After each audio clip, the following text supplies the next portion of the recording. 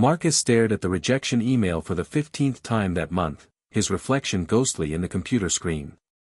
The startup accelerator program he dreamed of joining had just crushed his hopes with a single line, "We don't see the vision materializing in the current market."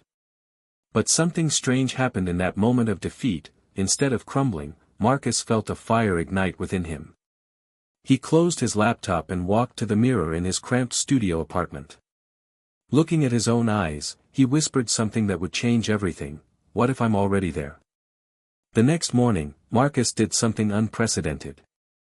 He didn't wake up as a struggling entrepreneur with a rejected application.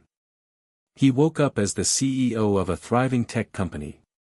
He put on his best suit, the one he'd been saving for, when he made it, and walked into his local coffee shop with the confidence of someone who belonged in boardrooms. Success isn't about becoming someone different, he told himself, remembering a quote from his favorite author, it's about becoming who you already are. The barista, Sarah, noticed the change immediately. "You look different today," she said, studying his posture and the way he carried himself. Marcus smiled and replied, "I'm acting as if I've already achieved what I'm working toward." She raised an eyebrow, intrigued. "And what's that?" "I'm building a platform that will help small businesses automate their customer service," he said, speaking not with the tentative hope of someone chasing a dream, but with the quiet certainty of someone stating a fact.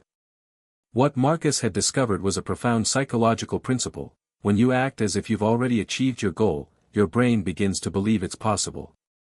Your behavior shifts, your confidence soars, and most importantly, other people start to see you differently. By the end of that week, Marcus had secured 3 meetings with potential investors, not because his business plan had suddenly improved, but because he carried himself like someone worth investing in. "Confidence is contagious," one investor told him during their meeting. "I can see you believe in this completely."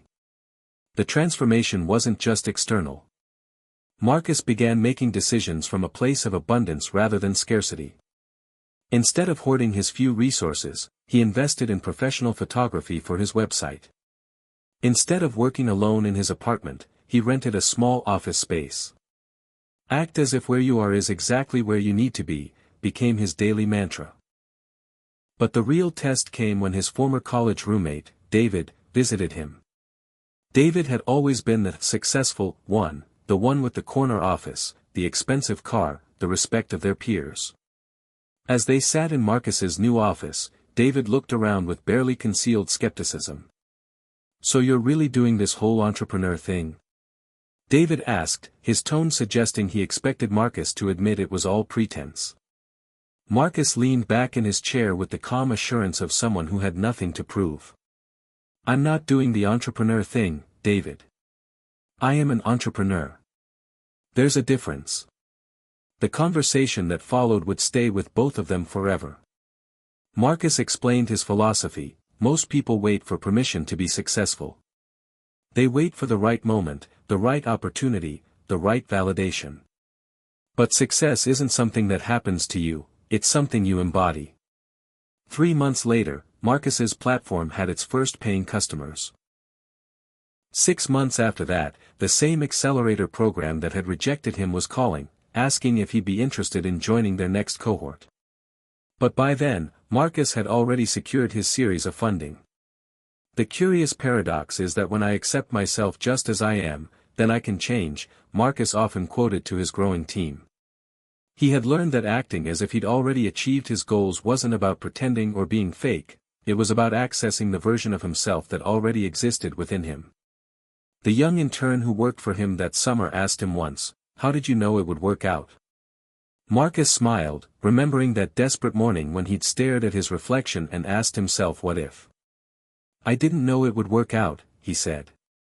"But I knew that if I acted like the person I wanted to become, I would either become that person or discover something even better along the way." His story began to spread, not as a tale of overnight success, but as a testament to the power of embodying your future self. Marcus started speaking at entrepreneurship events, always ending with the same message: your future self is not a stranger you're hoping to meet someday. Your future self is who you are right now, waiting for you to act like it.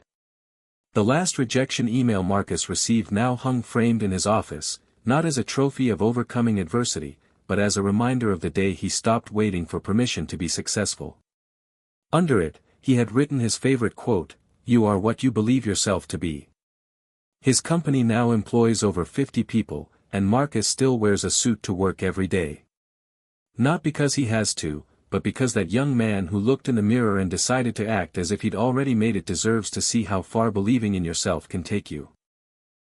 The transformation was complete, but it had never really been about changing who he was, it had been about having the courage to be who he already was.